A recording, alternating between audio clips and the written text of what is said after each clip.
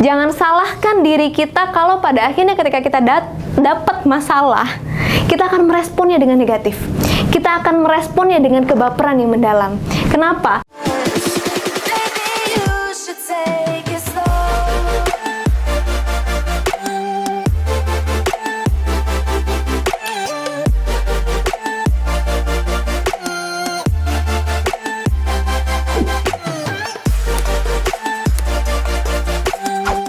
Isi pikiran kita itu bergantung dari apa yang biasa kita lihat, dari apa yang biasa kita dengar, dari apa yang biasa kita rasakan. Jadi perhatikan lingkungan kita, perhatikan tontonan kita.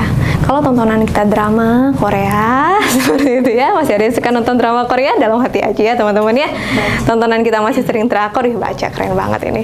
Nonton drakor gitu ya teman-teman ya, nonton sinetron, terus juga nonton konten-konten yang bikin baper. Bapernya bukan baper positif ya, tapi baper negatif.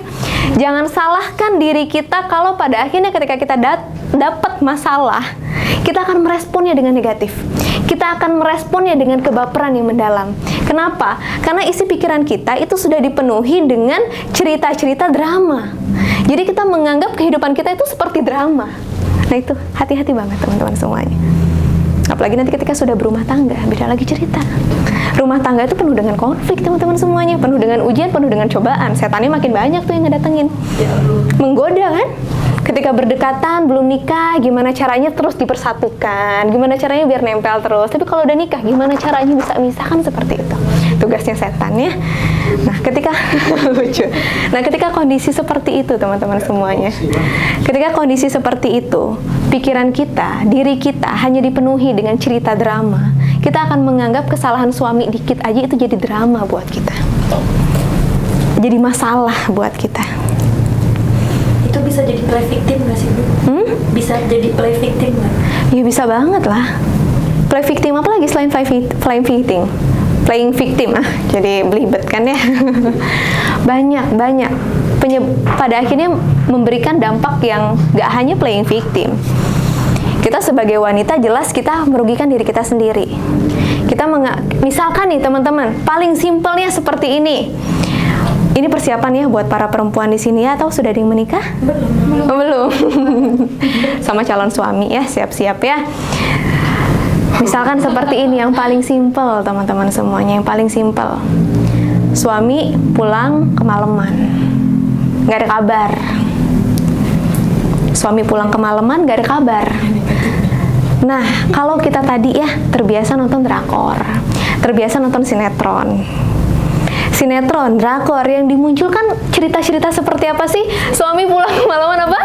Selingkuh. Suami pulang kemalaman ngapain? Macam-macam kan? Tergantung latar belakangnya masing-masing kan ya teman-teman ya? Tergantung latar belakang lagi, tergantung latar belakangnya, dan tergantung tontonan kita hingga pada akhirnya mengakibatkan pikiran kita ngarahnya kemana. Iya, jadi suami pulang dikit, kita penuh curiga, kita penuh dengan rasa was-was dalam diri kita. Ini suami saya ngapain ya di luar ya? Kok nggak ada kabar segala macam. Akhirnya pas suami pulang, muncullah semua peluru-peluru tajam dari lisan kita. Akhirnya apa? Ribut di rumah tangga. Ribut di rumah tangga. Kenapa? Karena sumbernya dari mana? Dari pikiran kita. Iya. Jadi hati-hati dengan tontonan-tontonan kita teman-teman semuanya. Hati-hati dengan apa yang biasa kita lihat dan kita dengar. Hati-hati banget itu. Karena itu yang akan mempengaruhi bagaimana kita merespon segala sesuatu. Jadi kalau misalkan tadi ya suami datang, kita tembakin dengan masalah, dengan rasa curiga kita, dengan amarah kita, apa yang terjadi sama suami kita? Tersinggung, marah. Belum lagi kalau suami kita juga tipikalnya temperamen. Udah jadi teman-teman semuanya. Apalagi sampai ada kasus KDRT, kita nggak ada yang pernah tahu.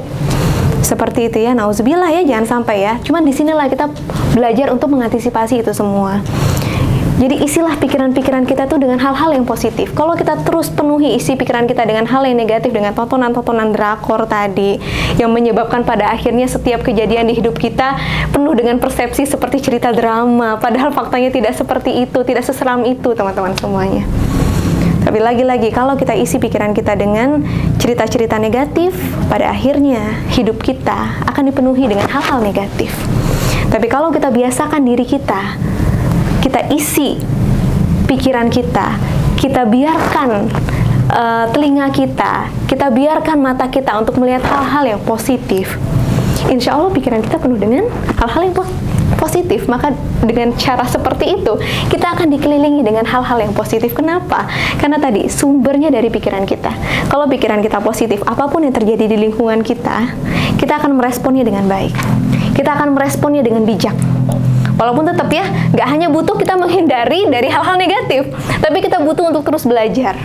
Kita butuh untuk memberikan asupan nutrisi dalam otak kita, dalam pikiran kita. Mulailah kita datang, misalkan seperti ini, seperti itu ya teman-teman ya. Dan juga lingkungan-lingkungan yang positif yang memberikan dampak, tidak hanya teman yang baik, tapi juga memberikan nutrisi untuk otak kita. Karena itu penting. Itu yang menentukan bagaimana kita merespon hidup kita. Ilmu yang kita dapat nggak hanya dari perkuliahan, tapi juga dalam hidup satu pertemanan, berhidup dengan berkomunitas, itu kan yang akan menjadikan diri kita menjadi pribadi yang seperti apa. Bahkan itu juga yang pada akhirnya akan menentukan pasangan kita nanti siapa. Kan seperti itu. Karena pasangan adalah cerminan diri kita, teman-teman semuanya. Cintailah dirimu. Kamu berharga. Kamu berhak untuk bahagia. Tak perlu menghabiskan waktumu untuk membandingkan hidupmu dengan orang lain. Tak perlu menghabiskan waktumu untuk menyesali segala apa yang telah berlalu. Setiap kita telah dilahirkan sebagai pemenang. Setiap kita punya peranan hidup kita masing-masing. Maka, temukan apa yang menjadi peranan hidupmu. Bangun cerita hidupmu, jadikan dan pastikan hidupmu penuh makna.